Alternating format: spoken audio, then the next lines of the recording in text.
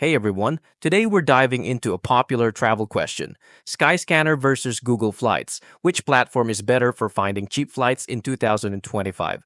Whether you're a budget traveler or a frequent flyer, let's compare these two side by side to help you choose the right one for your next trip. First, what are these platforms? Skyscanner. Skyscanner is a travel search engine that compares flight prices from hundreds of airlines and booking sites. It helps you find the cheapest dates, routes, and even multi-city trips. You can book through third-party sites or directly with airlines. Google Flights. Google Flights is a powerful flight search tool by Google. It pulls data directly from airlines and booking engines to show flight options instantly. It's known for its clean interface, advanced filters, and real-time price tracking.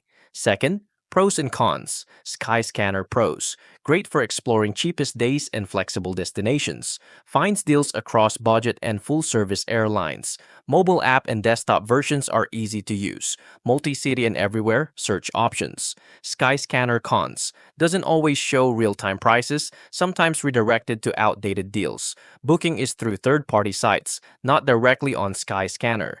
Google Flights Pros. Real-time pricing directly from airlines, smart filters and flight insights, price history, tips, carbon emissions, alerts for price drops and suggestions for alternative airports.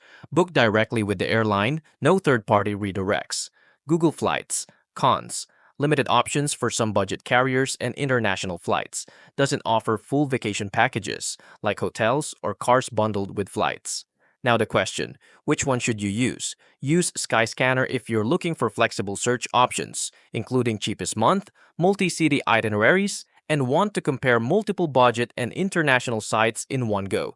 Use Google Flights if you prefer real-time prices, clean filters, and booking directly with airlines while tracking fare changes and using Google's ecosystem.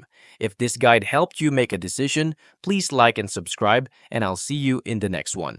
Thank you for watching.